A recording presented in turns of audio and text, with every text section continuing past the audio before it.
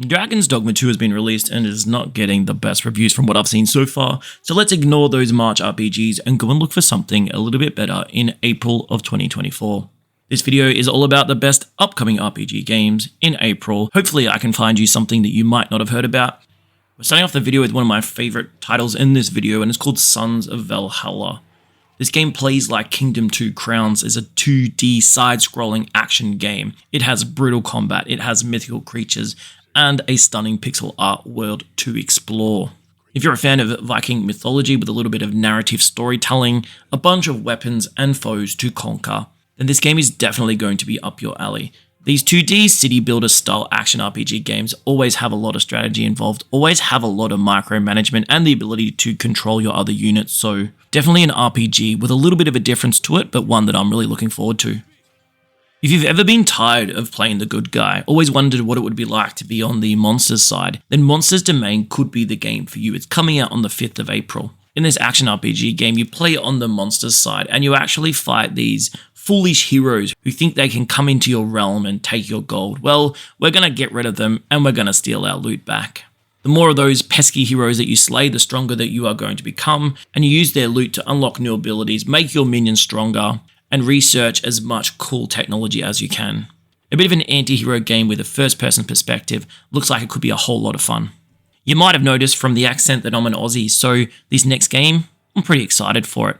It's called Broken Roads, and it takes place within the desolate outback of Western Australia. A couple of things to keep an eye out from this isometric post-apocalyptic RPG game is the battle system, which is turn-based, and also the developers have said that it's got a genre-defining morality system, so be ready to make some tough choices. Don't think this is going to be your walk-in-the-park style RPG. The colours are dark and gritty because that's what the Australian outback is like. And the chance to make some choices around whether you're going to be a pretty brutal kind of player or try and strategize and be diplomatic and maybe befriend some of the people in the game. Definitely an RPG that looks different to the typical style. I don't know if I've ever seen an attempt to make the fantasy RPG genre funny, but yet another fantasy title attempts to do that in this action RPG game that takes all the classical elements of fantasy and puts them together into a game that you're not supposed to take too seriously. Be expecting some of your favorite tropes, and yet this is a game that still looks like it could be quite fun, with a lot of storyline, a lot of detail, and a lot of action involved. I've got a feeling that yet another fantasy title is probably going to be an RPG that not everyone will enjoy, but not everyone wants to sit through 80 hours of a Baldur's Gate style game, so it's there if you want it. I feel like each of my RPG videos always have one farming style simulator, and Critter Crops is the game for April. This is a relaxing pixel art RPG game that's all about raising adorable creatures on your own farm. Imagine fluffy bunnies frolicking meadows, that kind of stuff. Harvest and craft, raise a menagerie of cuteness, and relax and unwind in a game that is a peaceful experience without anything to stress you out. A heartwarming adventure for sure. Critter Crops has been a game that I've been following for quite some time on Twitter. That's one that I'll definitely be having a look at in April. Guild Saga Vanished Worlds is definitely the most classic and retro looking JRPG game on this list. I have to say that the more I watch this game, the more I start to think that it's actually visually quite good. On my first look, I wasn't as impressed. This is a story-based RPG game with classic tactical turn-based fighting. You will join a hero's guild and try and restore peace in a world as the kingdoms of men, elf, and beast start to become a little bit tense. Players who love having the ability to customize their party and level up professions are going to really enjoy this game. Since I'm probably going to jump very quickly off the Dragon's Dogma 2 train, I need to find something new to jump on, and this game is it. No rest for the wicked. It looks amazing. And it's a dark-looking action RPG game that's going to throw you headfirst into a very twisted world.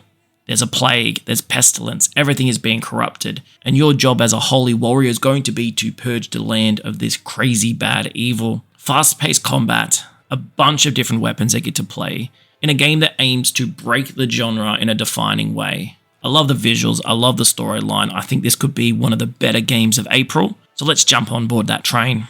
Let's talk about Eiyuden Chronicle 100 Heroes, a very long name that pretty much tells you what this RPG game is all about. It's about a lot of heroes that you can recruit to your party. Over 100, they say. This is a classic JRPG experience in which you join a world where there is a lot of tension between the humans beastmen, elves, and desert people who live there and are constantly in alliance or fighting with each other. A game with a sprawling world with a really interesting cast and definitely a narrative-driven JRPG storyline, and also a game that started out as a pretty popular Kickstarter. It's the Sandland, and in this action RPG game, you will be playing as the main character known as Beelzebub. That's a pretty cool name. He is a fiend prince who leads a collection of misfits in a desert RPG game that has vehicle combat and definitely has that anime Dragon Ball Z style to it. I don't know if this is going to be a game that's going to be fully fledged and developed, or if it's just relying on some visuals that are definitely going to sell and get some attention, but one that I would look at the reviews releasing on the 26th of April. There is a bunch of RPG games that you can have a look at releasing in the month of April. Let me know which game is your favorite, subscribe if you like these type of content, and I'll see you on the next video.